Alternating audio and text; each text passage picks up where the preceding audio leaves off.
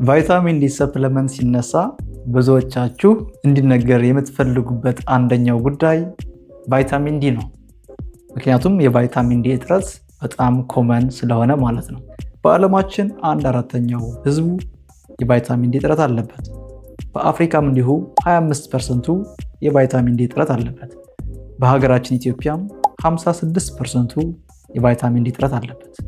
ብዙ ጥናቶች እንዳሳዩት እንደጠቆሙት ከሆነ እንግዲህ ቅድም የጠቀስናቸው ፐርሰንቱ ያህል ህዝብ የቫይታሚን ዲ እጥረት አለበት ማለት ነው። በጣም ኮመን የሆነ ያስቸግረን የሚገኝ ማይክሮኒውትሪየንት ዴፊሺየንሲ አንደኛው ቫይታሚን ዲ እጥረት ነው ማለት ነው። ታች ወገባችሁ ላይ የሚሰማ ህመም፣ የወገብ ህመም፣ ረጅም ዓመታት የቆየ ወገብ ህመም፣ ጡንቻ ላይ የሚታይ ድካምና መዛል፣ አጠቃላይ የሰውነት መድከም የመሳሰሉት የቫይታሚን ዲ እጥረት ምልክቶች ናቸው። ቫይታሚን ዲ እጥረትን ለማከም ከሚደረጉ አማራጮች መካከል የሚሰጡ ሰፕሊመንቶች አንደኞቹ ናቸው።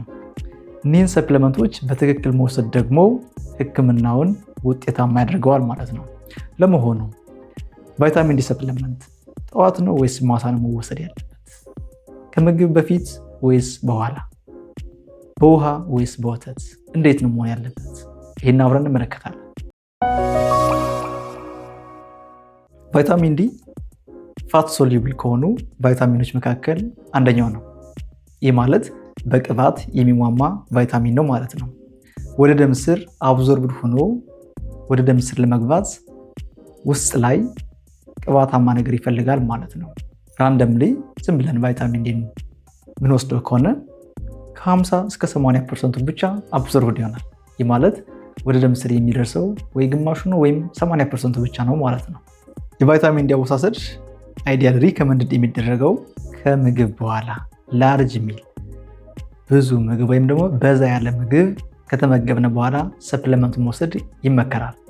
ይህም የሆነበት ምክንያት ላርጅ ሚል በዛ ያለ ምግብ በምንመገብበት ሰዓት ላይ በውስጡ በቂ የሆነ ፋት በቂ የሆነ ቅባታማ ነገር አለው ተብሎ ስለሚታሰብ ያ ደግሞ ለቫይታሚን ዲ ሰፕሊመንት ለአብዞርብሽኑ ጥሩ ስለሆነ ወይም ስለሚጠቅም ከምግብ በኋላ ፋቲ ሚል ካለው ምግብ ከተመገብነ በኋላ መውሰድ ሪከመንድድ ነው ማለት ነው።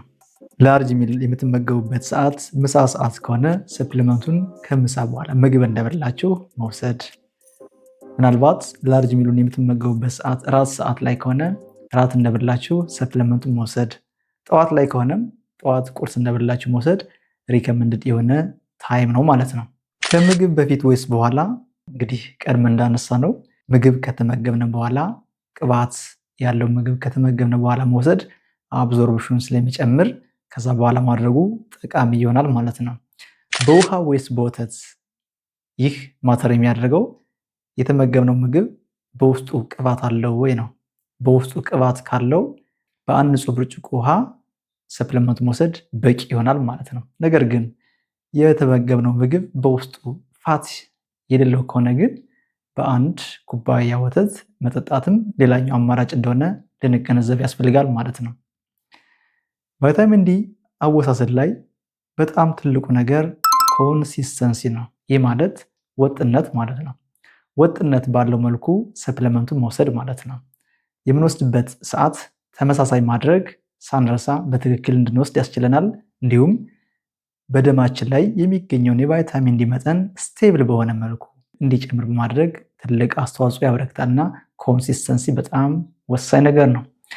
አንዳንድ ሰዎች ቫይታሚን ዲ ሰፕሊመንትን ማታ ላይ መውሰድ እንቅልፍን ይረብሻል ሲሉ ይደመጣሉ። ስሞል ሳምፕል ላይ የተሰሩ ጥናቶች ይህን አሳይተዋል። ቫይታሚን ዲ ሰፕሊመንትን ማታ ላይ መውሰድ ሜላቶኒን የተሰኘውን ሆርሞን በመቀነስ እንቅልፍን ዲስተርብ እንደሚያደርግ በተወሰነ መልኩ አሳይተዋል። ነገር ግን በላርጅ ሳምፕል ሳይዝ ላይ የተሰራ ሮበስት የሆነ ክሊኒካል ስተዲ እንደሌለ ግን ልንገነዘብ ያስፈልጋል ማለት ነው።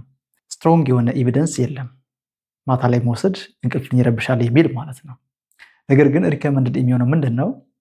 ማታ ላይ የምትወስዱ ከሆነና እንቅልፋችሁን የሚረብሻችሁ ከሆነ ሰዓቱን ወደ ቀን ማዛወር ጠቃሚ እንደሆነ ነው የሚመክረው ማለት ነው። ስለዚህ ቫይታሚን ዲ ትክክለኛ አወሳሰድ ላርጅ ሚል በዛ ያለ ምግብ ከተመገብነ በኋላ ወይም ደግሞ ቅባታማ ምግቦችን አካተን ከተመገብነ በኋላ ሰፕሊመንቱን በአንድ ንጹህ ብርጭቆ ውሃ መውሰድ ወይም በአንድ ግላስ ኦፍ ወተት መውሰድ ተመራጭ ያደርገዋል ማለት ነው። ግዴታ ምሳ ሰዓት ላይ፣ ራት ሰዓት ላይ፣ ጠዋት የሚለው ነገር እንደሌለ ማተር የሚያደርገው ነገር ግን ቅባታማ ምግብ ከተመገብን በኋላ መውሰድ እናም ኮንሲስተንት በሆነ መልኩ መውሰድ ወሳኝ እንደሆነ ልንገነዘብ ያስፈልጋል ማለት ነው።